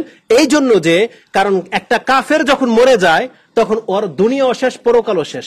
কিন্তু তোমরা মুসলিমরা, যদি তোমাদের এই জানমাল নষ্ট হয়, এটা তো শুধুমাত্র তোমার দুনিয়া গেল, কিন্তু তোমার জন্য পরকাল স্থায়ী হয়ে গেল, পরকাল তোমার জন্য ফাইনাল হয়ে গেল, যে তুমি জান্নাতি, তোমাকে শহীদের মর্যাদা দিয়ে দেওয়া হবে। কিন্তু মুসলিমরা সেই কাজ আমরা ছেড়ে দিয়ে বসে আছি। অথচ আল্লাহর উদ্দেশ্য কি ছিল শুধু আমি আপনাকে দেখাই যে আল্লাহ কেন জিহাদকে আমাদের উপরে ফরজ করেছিলেন। আল্লাহ সুবহানাহু ওয়া তাআলা বলেন, ওয়া তিলকাল আইয়ামু নুদাউলুহা বাইনান নাস, আমি এর মাধ্যমে মানুষের মাঝে একটা বিপ্লব নিয়ে আসতে চাই, যে যখন কোন জাতি জুলুম করবে তার এই জুলুমকে ঠেকানোর জন্য এই জিহাদের মতো একটা অস্ত্র তোমাদেরকে, মুসলিমদেরকে দেওয়া হলো, যে তোমরা বিচার করবে, ইনসাফ করবে এর মাধ্যমে, যে তারা যদি হয় জুলুম থেকে ফিরে আসে তাহলে তারা মাপ পেয়ে যাবে, আর যদি তোমাদের এই দাবিকে অস্বীকার করে তাহলে এটা কোনো অপশন নাই, হয় মেনে নাও, না হয় তোমরা এই দেশ ছেড়ে চলে যাও। এটা হবে ইসলামিক বিধান। তা আল্লাহ বলেছেন এই জন্য আমি জিহাদকে ফরজ করেছি। দ্বিতীয়ত, মুসলিমরা জিহাদের মাধ্যমে কি পাবে? আপনারা যারা শ্রোতা আছেন, মুসল্লি আছেন, আপনাদের দৃষ্টি কিন্তু এদিকে থাকবে। আমি কিন্তু একবার ওদিকে তাকাই নেই। তাদের যেটা কাজ করতে দেন, কারণ আপনারা যদি দৃষ্টিভঙ্গি এদিক সেদিক করেন, কথা যদি না বোঝেন, তাহলে গিয়ে উল্টা প্রচার করবেন। যদি আলহামদুলিল্লাহ রেকর্ড হচ্ছে, কিন্তু দেখা যাবে যে আপনারা উল্টা প্রচার করবেন, অথবা বুঝলেনই না। কিন্তু কোন সেন্স নিয়ে বক্তব্যটা দেওয়া হচ্ছে এটা আপনাকে এখন শুনতে হবে। আর যারা অযথায় এদিক সেদিক তাকাবেন তাহলে আপনি আজকে নেকি হারাবেন। এই জন্য আপনাদের দৃষ্টিভঙ্গি এদিকে থাক। এই ফ্যানগুলো অফই থাক, তাহলে শব্দটা যাতে পৌঁছে, অফই থাক। এখন যে দিক নির্দেশনা আমি আপনাকে দিচ্ছি, এটা একটা খুব ক্রিটিক্যাল ব্যাপার, একটা গুরুত্বপূর্ণ ব্যাপার। আপনি সেটা শুনবেন, জানতে হবে আপনাকে। আল্লাহ সুবহানাহু ওয়া তাআলার কাছে আগেই বলেছি যে রক্ত অনেক দাম। আল্লাহ সুবহানাহু ওয়া তাআলা ইচ্ছা করে কোনো মানুষকে মেরে দিতে বলে নাই। আল্লাহর কাছে অনেক মূল্য একটা মুসলিমের রক্ত, ওই হাদিস আমি আপনাকে শুনিয়েছি। তারপর আল্লাহ সুবহানাহু ওয়া তাআলা মুসলিমদেরকে জিহাদ ফরজ করেছেন, সেটা ইসলাম শক্তিশালী হওয়ার অনেক পরে। কিন্তু আল্লাহ সুবহানাহু ওয়া তাআলা প্রথম দিন থেকে জিহাদ করতে বলেন নাই মুহাম্মদ সাল্লাল্লাহু আলাইহি ওয়াসাল্লামকে। 13 বছর তাকে আঘাত করা হয়েছে, 13 বছর। আবু বকর সিদ্দিক রাদিয়াল্লাহু তাআলা আনহুর মতন ব্যক্তিকে পর্যন্ত পিটিয়েছে, বেলাল রাদিয়াল্লাহু তাআলা আনহুর উপর অত্যাচার করেছে। তারপর আল্লাহ কোনো ফয়সালা দেননি। 13 বছর পরে গিয়ে যখন দেখলো যে না, এদের এই জুলুম থামে না, আমি রাষ্ট্র ছেড়ে দিলাম, আমার জন্মভূমি ছেড়ে দিলাম, তারপরও তারা উদ্যত হয়েছে মদিনায় এসে আমাকে মেরে দেবে, তখন আল্লাহ বলেছেন আপনার উপরে জিহাদ ফরজ করে দেওয়া হলো। এখন আপনি পাল্টা জবাব দিতে পারেন। তো এটা কি একটা সিচুয়েশন। আল্লাহ সুবহানাহু ওয়া তাআলা আমাদেরকে যেই জিনিসগুলো জানিয়েছেন সেটা শুধু তুলে ধরা ছিল হচ্ছে আজকে আমার দৃষ্টিভঙ্গি। সেটা কি? আল্লাহ বলেছেন কেন আমি তোমাদের উপরে জিহাদ ফরজ করেছি? আল্লাহ বলেছেন লিয়ালামাল্লাহুল্লাযিনা আমানু, আল্লাহ প্রথম উদ্দেশ্য করেছেন যে আমি জিহাদের মাধ্যমে পরীক্ষা করব যে কারা প্রকৃত অর্থে আল্লাহর প্রতি ঈমান এনেছে। কারণ যারা মুমিন তারা এই সিদ্ধান্তকে মেনে নেবে, কিন্তু যারা মুমিন হতে পারেনি, শুধু মুখে বলে আর মাথায় টুপি আর দাড়ি, তারা বলবে যে ইসলামে এটা একটা বর্বরতা। আজকে মুসলমানের ঘরের সন্তান জন্ম নেওয়ার পরেও বলে যে জিহাদ নাকি একটা বর্বরতা, এটা নাকি এই যুগে চলে না। যারা এরকম মন্তব্য করে, আল্লাহ প্রথম বলেছেন আমি জিহাদ শব্দটা দিয়ে এটা পরীক্ষা করার জন্য তোমাদেরকে বিধান দিলাম যে কে তোমাদের মধ্যে মুমিন। যারা মুমিন তারা অন্তর থেকে মেনে নেবে। জিহাদ শব্দ শুনলেই যে আপনি মাঠে নেমে যাবেন ওটা তো বলা হচ্ছে না। কিন্তু আমাদের আমি যদি নামাজ নিয়ে কথা বলি, তাহলে আপনি কি নামাজ পড়বেন না সিদ্ধান্ত নেন না? কিন্তু নামাজের ওয়াক্ত না হলে কি আপনি নামাজ পড়বেন তখন? আমি যদি এখন হজের কথা বলি, আলোচনা করি, তার মানে কি এটা অর্থ দাঁড়াবে যে কালকে আপনি হজে চলে যাবেন? এটা দাঁড়াবে না। যখন আমাকে ইবাদতের গুরুত্ব নিয়ে কথা বলতে হবে, আমি রমজান মাসের সিয়াম নিয়ে যখন কথা বলবো, আর আজকে আপনি গুরুত্ব বুঝলেন আর কালকে আপনি ফরজ সিয়াম রাখতে পারবেন? পারবেন না। আপনার জন্য কি করতে হবে? অপেক্ষা করতে হবে রমজান মাস আসা পর্যন্ত। তা আজকে আপনি জিহাদের গুরুত্বটা জেনে নেন, যেই দিন সময় আসবে আপনি সেই দিন প্রয়োগ করবেন। তার মানে কালকে আপনি জিহাদের মাঠে নামার জন্য আপনাকে ডাকা হচ্ছে না, কিন্তু ইসলামের একটা বিধান আপনার কাছে তুলে ধরা হচ্ছে। সেটা কি? আল্লাহ বলেছেন লিয়ালামাল্লাহুল্লাযিনা আমানু, আমি এর মাধ্যমে কারা মুমিন এটা পরীক্ষা করতে চেয়েছি। এটা হলো জিহাদ ফরজ হওয়ার প্রথম কারণ। আল্লাহ বলেছেন এর মাধ্যমে আমি মুমিন পরীক্ষা করব। দ্বিতীয় কারণ কি? ওয়ায়াত্তাখিযা মিনকুম শুহাদা, এটা হচ্ছে সবচেয়ে ইম্পর্টেন্ট কারণ। আল্লাহ বলেছেন মুমিন হওয়ার পরে জান্নাতে যাওয়ার শর্টকাট 4টা রাস্তা আছে। এক হলো নবী হয়ে যাওয়া। যতগুলো নবী আল্লাহ পৃথিবীতে পাঠিয়েছেন সব নবী জান্নাতি, কারণ নবী তারা।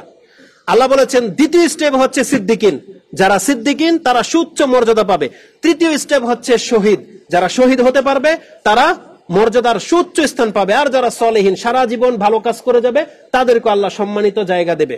কিন্তু আল্লাহ সুবহানাহু ওয়া তাআলা শহীদের কোঠাটা রেখেছেন, এটা একটা শর্টকাট রাস্তা। শর্টকাট রাস্তা বুঝেন?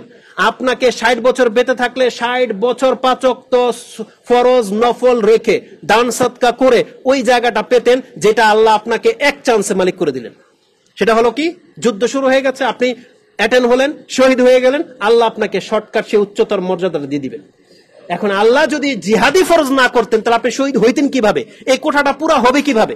এজন্য আল্লাহ বলেছেন লিয়াত্তাখিযা, আমি যাতে গ্রহণ করতে পারি মিনকুম শুহাদা, তোমাদের মধ্যে কতক ব্যক্তিকে শহীদ হিসেবে আল্লাহ গ্রহণ করে নিয়েছিলেন। বদরের যুদ্ধের, উহুদের যুদ্ধের কত কত শহীদ হয়েছেন সাহাবায়ে কেরামদের মধ্যে, যাদের নাম শুনলে আমরা রাদিয়াল্লাহু তাআলা আনহু বলি, যাদের নাম শুনে তাদের মতো করে আমাদের সন্তানের নাম রাখি। কতজন ব্যক্তি এইসব যোদ্ধাদের কথা শুনে নিজের ছেলের নাম রেখেছিলেন হানজালা, কত ছেলের নাম রেখেছিলেন হামজা, কত ছেলের নাম রেখেছিলেন উমায়ের, কত ছেলের নাম রেখেছেন ওমর, আবু বকর। তাহলে কেন রেখেছেন? তার মানে আপনি এটাও পছন্দ করেন যে আমার তাদেরকে ভালো লাগে, তাদের নাম শুনলে আমরা রাদিয়াল্লাহু আনহু বলি। তাহলে ওই চরিত্রটা আমরা কেন গ্রহণ করতে চাই না? কেন? অথচ এটা আমাদের চরিত্র ছিল, এটা মুসলিমদের চরিত্র হওয়া উচিত, যেটা আমাদের সালাফরা গ্রহণ করেছেন। ওই একই রক্ত আমাদের শরীরেও আছে। তো আল্লাহ সুবহানাহু ওয়া তাআলা বলতেছেন জিহাদের মাধ্যমে আমি কতককে শহীদের মর্যাদা দিতে চেয়েছি, এই জন্য জিহাদ ফরজ করা হয়েছে। তারপর আল্লাহ কি বলেছেন? ওয়াল্লাহু লা ইউহিব্বুল যালিমিন। তারপর আল্লাহ বলেছেন আমি জালেমকে পছন্দ করি না। তার মানে এর মাধ্যমে আল্লাহ আমাদেরকে জুলুম করা শেখান নাই। তারপর আল্লাহ সুবহানাহু ওয়া তাআলা চতুর্থ যেটা বলেছেন সেটা হচ্ছে কি? ওয়ালিয়ুমাহহিসাল্লাহুল্লাযিনা আমানু, আর মুমিনের অন্তরের মধ্যে, মুমিনের পাপে আমলের মধ্যে যে নাপাকিগুলো লেগে গেছে, আমি জিহাদের মাধ্যমে তাকে সেই নাপাকি থেকে মুক্ত করতে চেয়েছি। তার মানে এটা হলো একটা পাপের কাফফারা। কারণ রাসূলুল্লাহ সাল্লাল্লাহু আলাইহি ওয়াসাল্লাম বলেছেন কোন শহীদ ব্যক্তি যখন শহীদ হয়ে যায়, ওর মায়ের পেট থেকে জন্ম নিলে যেমন নিষ্পাপ হয়ে যায়, তার আমলনামা থেকে এইভাবে আল্লাহ তাকে মুক্ত করে দেন, একমাত্র ঋণের পাপ ছাড়া। রাসূল বলছেন ইল্লাদ দাইন, তবে শহীদের সব পাপ মাফ হয়ে যায়, তবে ঋণের পাপ মাফ হবে না। এটা মস্ত বড় একটা পাপ। এজন্য ঋণগ্রস্ত শখ করে আপনি ঋণগ্রস্ত হয়েন না। নিজের বাড়ি বানানোর জন্য, জায়গা কেনানোর জন্য আপনি ঋণ নিয়েন না। ঋণগ্রস্ত অবস্থায় মরে গেলে, শহীদ হয়ে মরলেও আপনি শাস্তি পাবেন, কিন্তু ঋণ ছাড়া বাকি সমস্ত পাপকে আল্লাহ মাফ করে দিবেন। আবার এটা ভাববেন না যদি কেউ শিরক করে মরে যায় তার শহীদ হলে মাফ করে দেবে। এটা তো আমাদের মূলনীতি। মূলনীতি বুঝেন না? মূলনীতি কি হবে? মুমিন হতে হবে, মুসলিম হতে হবে, তারপরে এই ফজিলত গুলো কাজে আসবে। কিন্তু কোন ব্যক্তি যদি শিরক করে মরে যায় আর যদি আল্লাহর রাস্তায় জিহাদ হয়, মাপ পাবে? মাপ পাবে না। মূলনীতি আপনাকে ঠিক রাখতে হবে। তো আল্লাহ সুবহানাহু ওয়া তাআলা বলেছেন ওয়ালিয়ুমাহহিসাল্লাহুল্লাযিনা আমানু ওয়া ইয়ামহাকাল কাফিরিন, আর আল্লাহ বলেছেন ওয়া ইয়ামহাকাল কাফিরিন, আমি জিহাদের মাধ্যমে মুসলিমদেরকে পবিত্র করতে চেয়েছি আর কাফেরদেরকে আমি নিশ্চিহ্ন করতে চেয়েছি। এটা ছিল আল্লাহ সুবহানাহু ওয়া তাআলার উদ্দেশ্য জিহাদ ফরজ করার। কয়টা? এক, আল্লাহ বলেছেন আমি ইমানের পরীক্ষা করব এর মাধ্যমে। দুই, আমি তোমাদের কতককে শহীদ হিসেবে পেতে চাই, আমি তোমাদের এর মাধ্যমে যারা যুদ্ধ করে ফিরে আসবে তাদের পাপকে মাফ করে দেওয়ার ঘোষণা করেছেন। এবং আল্লাহ বলেছেন আমি এর মাধ্যমে এই জমিন থেকে কাফেরদেরকে শাস্তি দিতে চাই, কাফেরদেরকে বিতাড়িত করতে চাই এই জিহাদের মাধ্যমে। এই আয়াতের মধ্যে 4টা পেলাম। উপরন্ত সূরা বাকারার আরেকটা আয়াতে, যেটা আপনি 216 নম্বর আয়াতে পেয়ে যাবেন, যদি লম্বা হয়ে যাচ্ছে, তাতে আল্লাহ সুবহানাহু ওয়া তাআলা বলেছেন কুতিবা আলাইকুমুল কিতাল ওয়া হুয়া কুরহুল লাকুম, তোমাদের উপরে জিহাদকে ফরজ করে দিলাম যদিও সেটা তোমাদের কাছে কষ্টকর বা অপছন্দনীয়। ওয়া আসা আন তাকরাউ শাইআন ওয়া হুয়া খায়রুল লাকুম, তারপর আল্লাহ বলেছেন কতক বিষয় আছে যেগুলো তোমরা অপছন্দ করো, পছন্দ করো না, কিন্তু এর মধ্যেই তোমার কল্যাণ রয়েছে। এটা জিহাদের আয়াত, যেহেতু কি কল্যাণ আছে। রাসূল সাল্লাল্লাহু আলাইহি ওয়াসাল্লাম কি বলেছেন? জিহাদের মাধ্যমে মুসলিমদের সাম্রাজ্য বৃদ্ধি পাবে, মুসলিমদের জীবনের নিরাপত্তা বৃদ্ধি পাবে। জিহাদের মাধ্যমে মুসলিমরা দাস দাসের মালিক হবে, মুসলিমরা গনিমতের মালিক হবে, মুসলিমরা পুরা পৃথিবী শাসন করতে পারবে। এই প্রত্যেকটা জিনিস জিহাদের মাধ্যমে হাসিল হবে। কিন্তু জিহাদ নাই, আমাদের এগুলো সব মাহরুম। আজকে পৃথিবীতে দাস দাসী নাই, আপনি গনিমতের মাল পাচ্ছেন না, আজকে আপনাকে যাকাতের টাকা পর্যন্ত দেওয়া হয় না। কিন্তু জিহাদ থাকলে কাফেরদের সম্পত্তি আপনার ঘর পর্যন্ত পৌঁছত।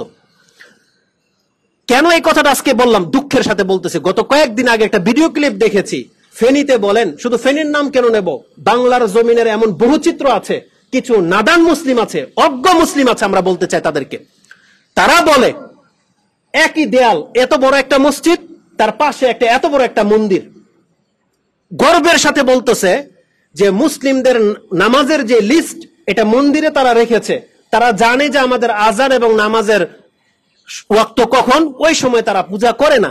আর তারা এই মুসলিমরা নামাজ পড়ে বাহবা দিচ্ছে যে আমাদের সমাজ কতটা শান্তি শৃঙ্খলার মধ্যে আমরা আছি, আমরা হিন্দু মুসলিম এক সমান নিয়ে চলতেছি।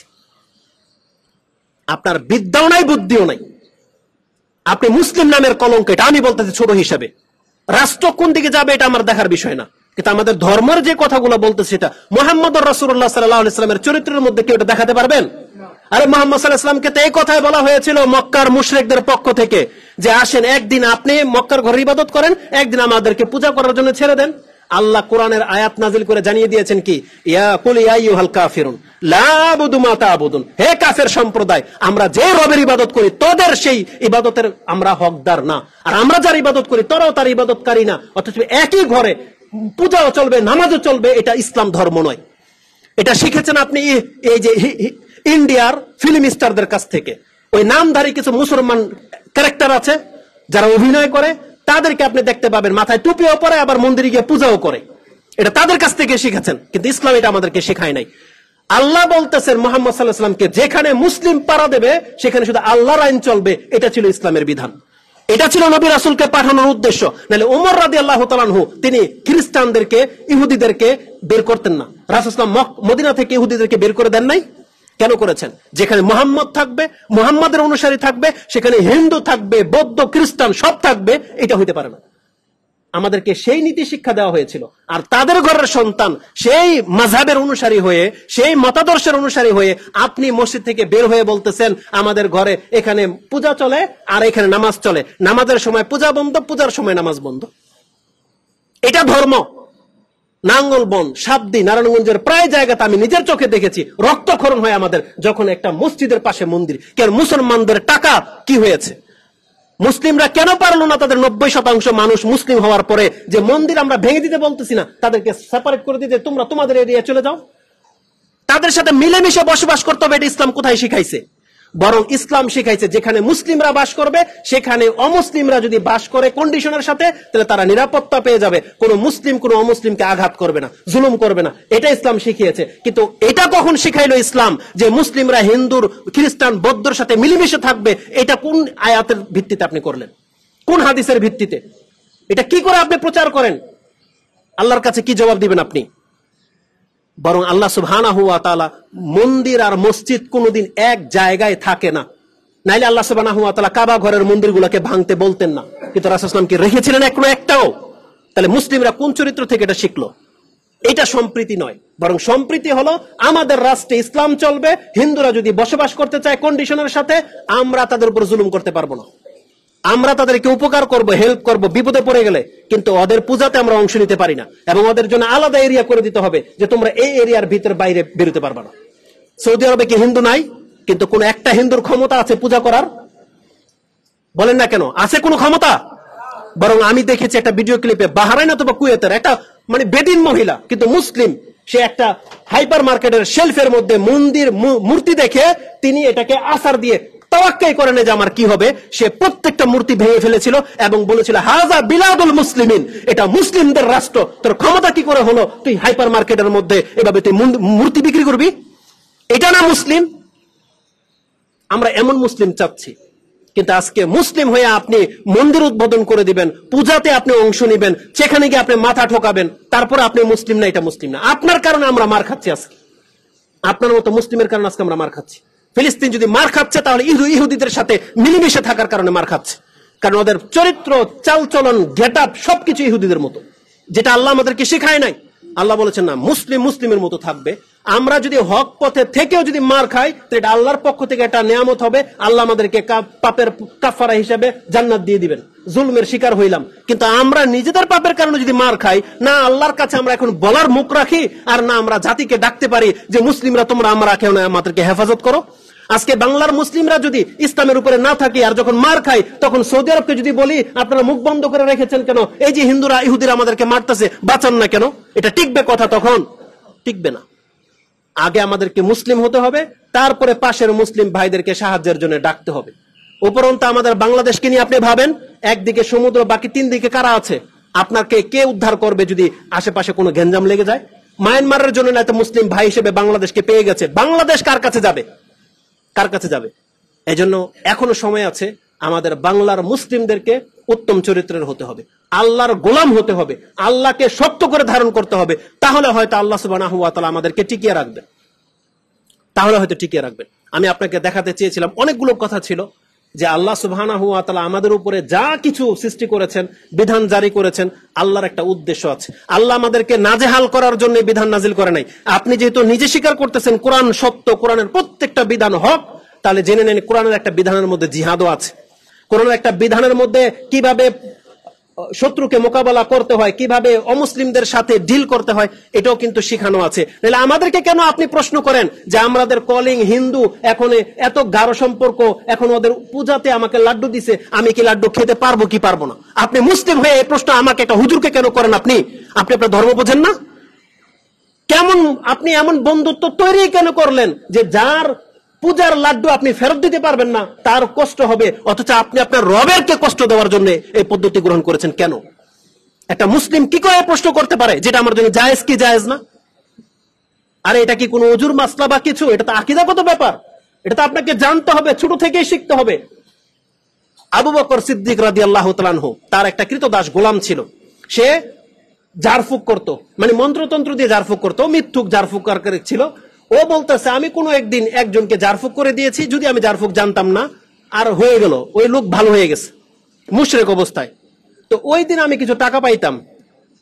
ইসলাম বিজয় হওয়ার পর ওই লোকের সাথে দেখা হয়েছে, তখন আমাকে সেই টাকা ও উপঢৌকনটা দিছে, আর ও থেকে আমি কিছু খাদ্য কিনে আনছি। আবু বকর রাদিয়াল্লাহু তাআলা আনহুকে প্রথমে এই কথা বলা হয় নাই, বলছে জেনেন এই খাদ্য খান। তিনি খাইলো, তো জিজ্ঞেস করলে কিসের খাদ্য? তো বলছে জাহিলিয়াতের যুগে আমি ঝাড়ফুঁক করছিলাম, ওই টাকা দিছে, ওই টাকার খাদ্য। আবু বকর সিদ্দিক রাদিয়াল্লাহু তাআলা আনহু, আল্লাহ তাকে রহম করুক, আল্লাহ তাকে আমাদের জন্য উত্তম আইডিয়াল ব্যক্তি বানাক। আবু বকর রাদিয়াল্লাহু তাআলা আনহু মুখের ভিতরে হাত ঢুকিয়ে দিয়ে পেটে যত খাদ্য ছিল সব বমি করে ফেলে দিয়েছে, সব বমি করে ফেলে দিয়েছে। বলছে আবু বকরের পেটের মধ্যে হারাম থাকবে এটা কোনোদিন হতে পারে না। আর আজকে আমরা তার ঘরের সন্তান হয়ে আমরা পূজার লাড্ডু খাবো কি খাবো না, আপনি অপশন দেন যে যদি আমি ফেরত দিতে রাগ করবে। এটা কেমন? মানে মুসলিমদেরকে আমরা কি বুঝাবো? আপনাকে আমাদের এটা আল্লাহর জন্য আপনাদেরকে বলতেছি, মুসলিমদেরকে ইসলাম শিখতে হবে। আপনি আপনার ধর্ম শিখেন, কোরআন হাদিসের দিকে ফিরে আসেন, আপনি যে কোনো বিদ্যা বুদ্ধি অর্জন করে নেন, সাথে আপনি আপনার রবের বিধানটাকে একটু শিখেন, আপনি আপনার দিক নির্দেশনা পেয়ে যাবেন। আকুলু লিকাউলি হাযা আস্তাগফিরুল্লাহ লি ওয়া লাকুম ওয়া লিসাইরিল মুসলিমিন ফাস্তাগফিরু ইন্নাহু হুয়াল গফুরুর রহিম।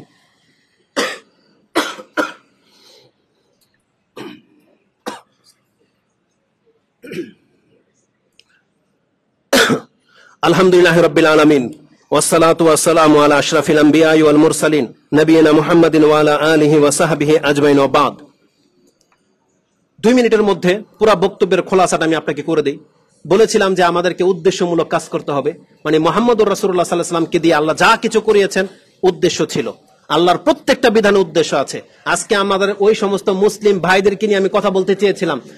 আপনি দেখতে পান কিছু মুসলিম সন্তান আছে, যুবকরা, যারা বক আর মাছরাঙ্গা পাখির মতো উৎপেতে বসে থাকে রাস্তার কিনারায়, মাঠে ঘাটে একটা ডিভাইস নিয়ে সে এমন ভাবে তাক লাগিয়ে বসে আছে যেভাবে বক আর মাছরাঙ্গা প্রাণী বসে থাকে।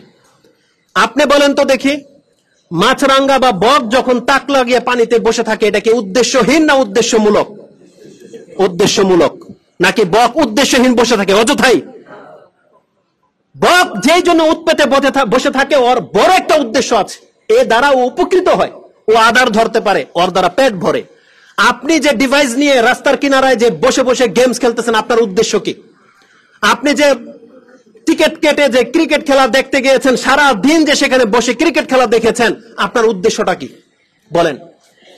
বরং বর্তমানে এই ফিলিস্তিনের এই চিত্র দেখেও কি কোনো মুসলিমের অন্তর কি কাঁপার কথা নয়?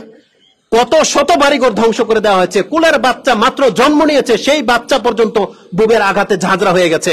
তারপরে আপনি স্ট্যাটাস দিচ্ছেন ওই সাকিব হাসানকে নিয়ে আর মাহমুদুল্লাহ রিয়াদকে নিয়ে, আপনি সেগুলো নিয়ে পড়ে আছেন। তাহলে আমরা কাদেরকে নিয়ে আল্লাহর কাছে দোয়া করব? কাদেরকে নিয়ে? রাসূল ইসলামের নীতি হলো, যখন কোন জাতির মধ্যে পাপ বেড়ে যাবে, পাপীদের সংখ্যা বেড়ে যাবে, তখন মুসল্লিদের দোয়া আল্লাহ কবুল করবে না, মুসল্লিদের দোয়া তখন কবুল করা হবে না। এটা হচ্ছে আল্লাহ সুবহানাহু ওয়া তাআলার নীতি। আর আপনি এটাও ভাববেন না যে মসজিদের মধ্যে আপনার বাবা নামাজে আছে দেখা আর আপনাকে আল্লাহ মাফ করে দিবে, এটা ধার্মিকতা নয়। যেটা আজকে অধিকাংশ মুসলিমদের ঘরে দেখা যাচ্ছে, যে আল্লাহ সুবহানাহু ওয়া তাআলার একজন বান্দা, আপনার দাদি পর্দা করে, সে তসবিহ নিয়ে ঘরের কোনায় বসে আছে, আপনার দাদা দাঁড়িয়ে রেখেছে, আর আপনি সমাজে বলে বেড়ান যে আমাদের ধার্মিক পরিবার। দাদা দাদির কারণে আপনার ধার্মিক পরিবার হয়ে যায় নাই, আপনাকে ধার্মিক হতে হবে। আমাদের প্রত্যেকটাকে ইসলাম পালন করতে হবে। আল্লাহ সুবহানাহু ওয়া তাআলা যেন আমাদেরকে বোঝার তৌফিক দান করে। তা আমাদের মুসলিম ভাইদেরকে আমরা বলবো, আমাদের উদ্দেশ্য কি? আল্লাহ সুবহানাহু ওয়া তাআলা কিন্তু সেটা আমাদেরকে জানিয়ে দিয়েছেন। যেই সমস্ত কাফেরদের জীবন চরিত্র দেখে আপনি তাদের নীতি অবলম্বন করতে চাচ্ছেন, সেই ফেমাস ব্যক্তিদের আপনি জেনে নেন, আল্লাহ বলেছেন তারা কিন্তু হক পথে নাই, তারা কিন্তু মরার পরে কিছু আল্লাহর কাছে পাবে না। ইয়ালামুনা যাহিরাম মিনাল হায়াতিদ দুনিয়া ওয়া হুম আনিল আখিরাতি হুম গাফিলুন। আল্লাহ বলেছেন এরা শুধু দুনিয়া বুঝে, পরকাল থেকে কিন্তু এরা গাফেল। কিন্তু আমি আর আপনি মুসলিমের সন্তান হয়ে যদি তাদের চরিত্র ফলো করি, তাহলে আমাদের রেজাল্টটা কি হবে? এর দ্বিতীয় দিক হলো, যারা নাচ গান করে, গান বাজনা করে, খেলতামশা করে, ও পরকাল হারিয়েছে কিন্তু দুনিয়া ও পেয়েছে। ধরেন দুনিয়া পেয়েছে, একটা তো পেল, আপনি কি পেলেন? যারা মাছ ধরে সারা দিন পর, ও পরকাল হারিয়েছে, নামাজ পড়ে নাই, মাছ ধরাই লিপ্ত, দুনিয়া অর্জন করেছে, পরকাল হারিয়েছে। আপনি মাছ ধরা দেখে আপনি কি হাসিল করেছেন বলেন? না আপনার পরকাল পেয়েছেন, আর না আপনি দুনিয়া পেয়েছেন। আপনি কি পেলেন? এজন্য আমাদের মুসলিম ভাইদেরকে আমরা বলবো, যুবকদেরকে বলবো, আপনার সময় এখন গেমস খেলার নয়। আপনি তসবিহ জপেন, আপনি আল্লাহকে বলেন। যেতে অন্যান্য রাষ্ট্রের মধ্যে মুসলিমদের উপরে যেভাবে নির্যাতন শুরু হয়ে গেছে, আমাদের বাংলাদেশে কি কিন্তু আল্লাহ ইহুদিদেরকে দিয়ে বোম ফেলানো হবে না। আল্লাহ যদি একটা ভূমিকম্প দিয়ে দেয়, যেভাবে খাদ্যের দাম বেড়ে যাচ্ছে, যদি খাদ্যের সংকট দেখা দেয়, কি করবেন? আপনি টাকা শুধু চাবিয়ে খেতে পারবেন, আপনার পেট ভরবে না। অতএব আল্লাহর কাছে তওবা করতে হবে, আমাদের মুসলিম ভাইদের জন্য দোয়া করতে হবে। আপনাদেরকে তাদেরকে দেখে আমাদের রং তামসা থামাতে হবে। কিন্তু আজকে অধিকাংশ পোলাপান ফেসবুকের মধ্যে স্ট্যাটাস দেই, আল্লাহর কাছে দোয়া তো নাই, মুসলিমদের জন্য দোয়াও করে না। সে তার অবস্থানে ঠিকই কি খাচ্ছে, বার্গার খাচ্ছে না, পার্কে যাচ্ছে, ওগুলো সে রং তামসার মধ্যে সে লিপ্ত। কিন্তু যখন বিপদে পড়বে তখন হুজুরদেরকে ডাকবে, হুজুরদেরকে খুঁজবে, যে আল্লাহর কাছে দোয়া করে না কেন, এরা আমাদের পক্ষ হয়ে জিহাদ করে না কেন। আজকে যে সমস্ত মহিলারা পর্দা ছেড়ে দিয়েছেন, আপনার উপরে যখন চড়াও হবে, তখন আপনি মুসলিম ভাইদেরকেই তখন ডাকবেন যে আমার মুসলিম ভাইয়েরা কোথায়, আপনি ডাকবেন। কিন্তু সেখানে তখন আর বাঁচানোর মতন কেউ থাকবে না। এজন্য বিপদ আসার আগেই আমাদেরকে ইসলাহ করতে হবে। কোরআনে আল্লাহ সুবহানাহু ওয়া তাআলা একটা আয়াতে বলে দিয়েছেন রাসূল সাল্লাল্লাহু আলাইহি ওয়াসাল্লামকে, ওমা কানা রাব্বুকা লিইহলিকাল কুরা বিজুলমিন ওয়া আহলুহা মুসলিহুন। হে নবী, আপনি জেনে নেন আপনার রব এমন নয় যে আল্লাহ কোন জাতিকে দেখতে পাচ্ছেন সেই জাতি নিজের পরিবর্তন নিয়ে নিচ্ছে, তারপরও আল্লাহ জালেমের মতো তাদের উপরে শাস্তি দেবে। আপনার রব এমন নয়। তার মানে আল্লাহ আমাদেরকে জানিয়ে দিয়েছেন, আমরা বাঙালি মুসলিমরা যদি আল্লাহ সুবহানাহু ওয়া তাআলার দিকে ফিরে আসি, আমরা যদি ইসলাহ করে নেই, যতদিন পর্যন্ত ইসলাহর কাজ চলতে থাকবে, আমাদের পাপ থাকলেও আল্লাহ বলছেন আমি জাতিকে হালাক করব না। অতএব আমাদেরকে শুধরাতে হবে, আমাদের মুসলিম ভাইদের পাশে দাঁড়াতে হবে, যে যতটা যেভাবে পারি। যেভাবে পারি। আমাদের দোয়া তো করতে পারি অন্তত, আমরা ইহুদি নাসারাদের সাথে সম্পর্ক তো কাটতে তো পারি, এটা তো করতে পারি অন্তত। নাকি এর জন্য আমাদের উপর বোম ফেলা হবে? এর জন্য বোম ফেলা হবে না। জেনে নেন, আল্লাহ সুবহানাহু ওয়া তাআলা আমাদেরকে বোঝার এবং সে অনুযায়ী আমল করার তৌফিক দান করুন। আমরা দোয়া করে, আল্লাহ তুমি আমাদের মুসলিম ভাইদের উপর থেকে এই জুলুম থেকে তুমি তাদেরকে পরিত্রাণ দিয়ে দাও। আল্লাহ আমাদের মুসলিম সন্তানদেরকে আল্লাহ তুমি এই জালেমদের জুলুম থেকে হেফাজত করো। আমাদের মা বোনদেরকে আল্লাহ তুমি হেফাজত করো। তাদের ইজ্জত এবং রক্তকে আল্লাহ তুমি হেফাজত করো। তারা তোমার বান্দা আল্লাহ, তুমি বলেছো তারা সবচেয়ে বেশি সম্মানিত এই পৃথিবীতে, এবং ইহুদিরা হচ্ছে সবচেয়ে নিকৃষ্ট। আল্লাহ তুমি এই কথা বলেছো, তাদের এই জমিনে টিকে থাকার কোনো অধিকার নাই। আল্লাহ তুমি আমাদেরকে শক্তিশালী করো, আমাদের মুসলিমদেরকে এক করে দাও। আমাদের প্রত্যেকটা মুসলিম যেন তাদের জন্য ব্যতীত হই। আল্লাহ তুমি আমাদেরকে হারাম থেকে মুক্ত হয়ে তোমার প্রকৃত বান্দা হওয়ার তৌফিক দান করো, এবং বাংলার জমিনে প্রত্যেকটা সেক্টরে আল্লাহ তুমি ইসলামটাকে পৌঁছে দাও, এবং তারা যেন তোমার দিন বুঝতে পারে যে তাওহীদ রাসূল সাল্লাল্লাহু আলাইহি ওয়াসাল্লাম আমাদেরকে শিক্ষা দিয়েছেন, তারা যেন সেই একত্বের দিনটাকে গ্রহণ করতে পারে। আল্লাহ তাদেরকে এই সমস্ত পুতুল পূজা থেকে তুমি আমাদেরকে হেফাজত করো। ওয়াজুনুবনি ওয়া বানি আন না'বুদাল আসনাম, আল্লাহ তুমি আমাদেরকে এবং আমাদের সন্তানদেরকে আল্লাহ তুমি পুতুল পূজা থেকে বাঁচিয়ে রাখো। আমিন ইয়া রাব্বাল আলামিন। সুবহানাকাল্লাহুম্মা রাব্বানা ওয়া বিহামদিকা